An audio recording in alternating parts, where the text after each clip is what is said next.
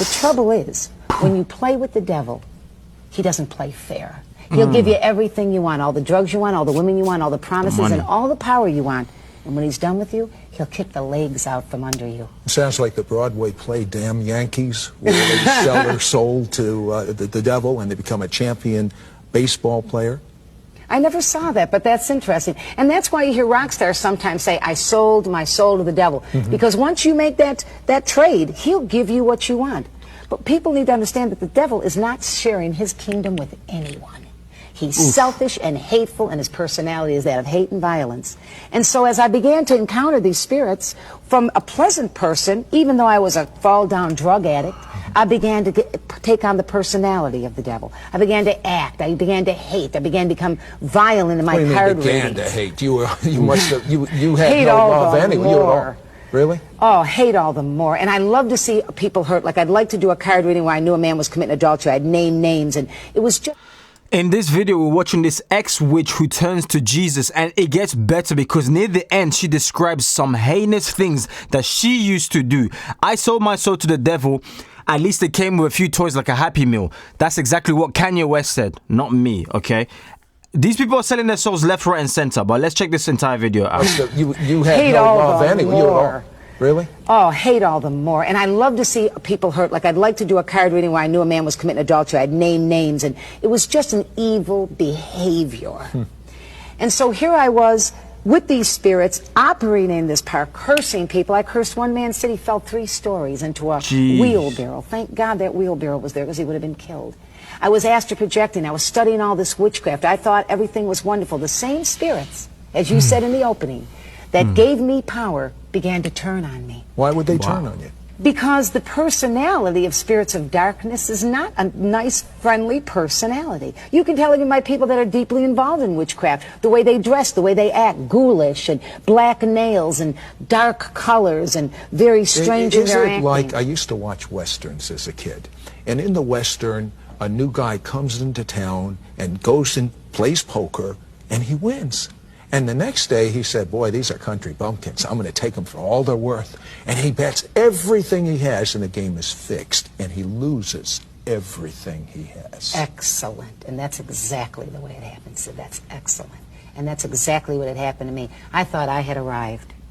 But as these spirits began to turn and to torment, the same spirits that gave me power to read cards and astral project and operate in the solical power, the psyche power, would turn on me. What does that mean? What do you mean, turn on you? It was as if all of a sudden the same voices that would say this man is committing adultery or this woman steals at work or this girl's going to get married last year, when I was reading cards, would now say to me, you should die. It's better to just die. Said I would walk around with a gun in my mouth. I can remember the metal used to burn my tongue. I would just suck on a gun, waiting for the moment to stop this power that I had entered into, to stop the destruction of my mind. If you are not careful with the doors, the gateways that you're opening, through the music, through things that you're doing, watching, my friend, these same demons that provide pleasure, they will also start to talk like this lady who's saying, why don't you, have you ever considered doing it to yourself? Stay vigilant, stay prayed up, man. Let's carry on. Increase. I would take needles, Sid, and people that were the worst drug addicts in town would not get high with me. I would go into a bathroom and take a needle and bang it into my arms. I had thick growths all the way down. Today you can see they're totally gone, but thick growths and abscesses all the way up and down my arms. In that drug state, I'd go out and become even more promiscuous, hoping that someone would just love me for a little while. And that's what our kids are doing today, Sid. They want somebody to love them for 15 minutes. That's why sex has become an everyday movement. I mean, it's nothing to be 11 years old and to go to bed with your boyfriend that you go to school with. And so here I was, nailing myself with needles, blood coming out, demon possessed from the spirits that I had invited inside, broken. In one particular time in all this story, they locked me up in a mental institution. Sid, they locked me behind a metal door. That's how crazy I got. My arms were full of needle marks. My nose was full of blood from cocaine. They put me in a room, locked me in because I had now had serum hepatitis, which you get from filthy needles. So they had locked me in a mental institution in the K Ward in Meyer Memorial Hospital in Buffalo, New York, with needle marks, with mental crazy screaming in my head, giving me a liquid diet to try to clear up the hepatitis. When they finally let me out, I became pregnant again. Oh, no. This time I went to the Erie County State Building in Buffalo, New York, and got a legal abortion. So when I left that medical building that day after that abortion, and still to talk about it, it hurts a little. I remember sitting down for the first time and saying, I wanted that baby. That baby I wanted, because I felt like I had such a low opinion of myself that maybe this child could change things for me. Of course, it was too late. So here I was, I had had 3 abortions, a child that was taken away from me. I was hopelessly drug addicted, and the doctor comes to me and he says to me, you have chronic active hepatitis. Your enzymes are right off the hinges.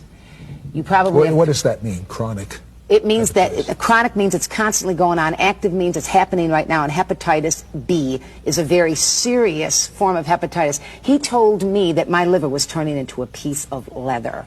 It was in that state that I decided that it didn't matter if I lived. I increased my drugs. I increased the insanity, increased the promiscuous life, increased hatred, was full of violence, and totally suicidal. And then one day, standing in a bar, And then one day, I'm super excited to hear this, and I'm sure you were as well. But I just wanted to highlight, notice it happens in increments.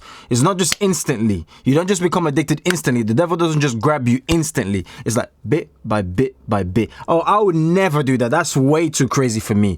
2 years later, pum, pum, pum, jabbing yourself up. You're doing all sorts of nonsense. Super promiscuous. You never thought you would arrive there. Have you ever come across someone who's on the street selling their body? Ask them, talk to them. Often you would hear, I never thought I would be here. I never thought I used to be a good girl, going to school, good grades. I used to be an A grade student. I used to be an A-star student. I used to be this.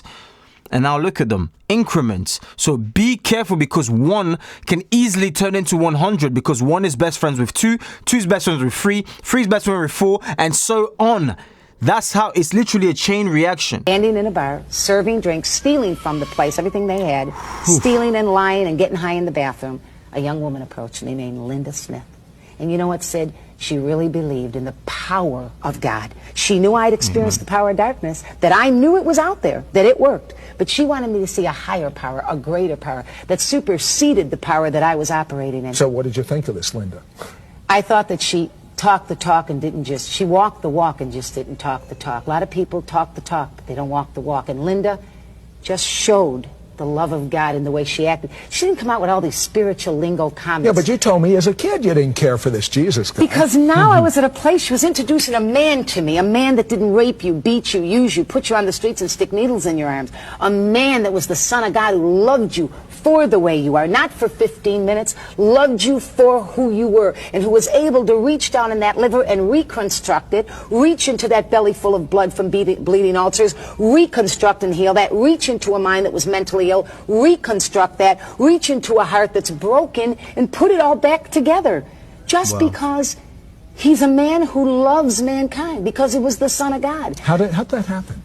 She took me to church. She took me up to Pastor Why Tommy did you Reed's go to church. church? Because I was dying, questions. and there was no hope. I figured I'm going to die anyway. Let's go see. And you know what really influenced me, to be very Desperate, honest, in the yes. last few minutes of this program? She acted like a person who didn't just put on a facade of Christianity. She lived it. She walked it. She didn't want to impress anybody, Sid. She wanted to introduce to a dying, demon-possessed tramp witch. She wanted to introduce that human being to a man who changed her life. You went into that church. I and walked what in. happened? I was dressed lewd. I had demons in my eyes. They were screaming all Most over. pastors my would kick you out. mind. Some of them wouldn't have anything to do with me. But Sid, in a very quick moment, I know we're coming to the end of your program, in a quick moment, the man on the platform said, if you need God to touch you, if you need healing in your body, come on up.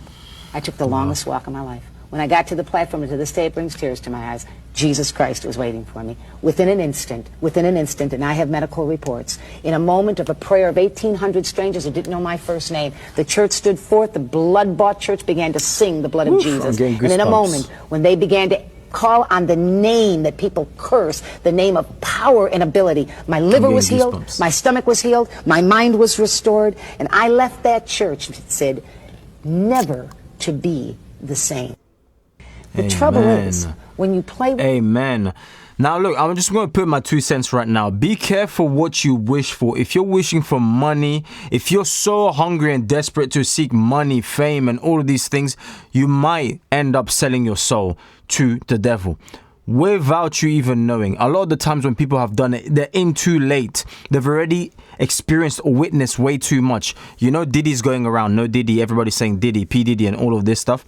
A lot of the people, they're hushing their mouths. Why? Because there are tapes of them in secret parties and secret rooms doing things that they shouldn't have done. And this is exactly what can take place. You can get introduced thinking everything is normal. It's just a normal music label. And before you know it, you're drunk, or you end up doing something you shouldn't have done, and then they'll hold it against you. And then they'll say, well, the fix for this is anyways, just sell your soul. Just sign here and sell your soul to the devil. Just write it in blood. It's not that deep, because we've all done it. Like, everybody's done it. You know this big artist, he's done it. You know Jay-Z, you know Beyonce, you know all of these big people. Where you are going, where you want to go, because you just thought it was normal. The devil doesn't exist. Satan doesn't exist. It's all fake. Go ahead and sign your name in blood. Okay, well, it has to be fiction. I mean, I don't believe the devil. Just because you don't believe, you think the devil cares whether you believe or not? Don't you think that's irrelevant? Don't you think the most powerful tool that the devil has is making you believe that he doesn't exist? An enemy that you cannot see, or you quote unquote say it does not exist, is more dangerous and more potent when they strike than an enemy you know exists, because you're not, yeah, my enemy's right there. I need to be careful. 2 steps back, 5 steps back, because he might strike at any point. But imagine fighting against an invisible enemy that you don't believe exists. So therefore, automatically, if you don't believe he exists, you have no way to cry out help.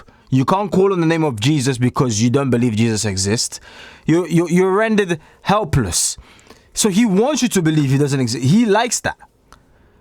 But the day you turn to Jesus Christ and you say, I acknowledge that you exist, you are my power, my place of peace, my refuge, my safe haven, and it's in you that I find tranquility, and it's in you that I am safe, and I'll call upon your name, my friend, that's how you have videos like this. If you enjoyed this video, smash that like button. Type amen in the comment section down below, because the kingdom of God is going to thrive with or without us. Christ doesn't need us. He came to save us. He doesn't need us.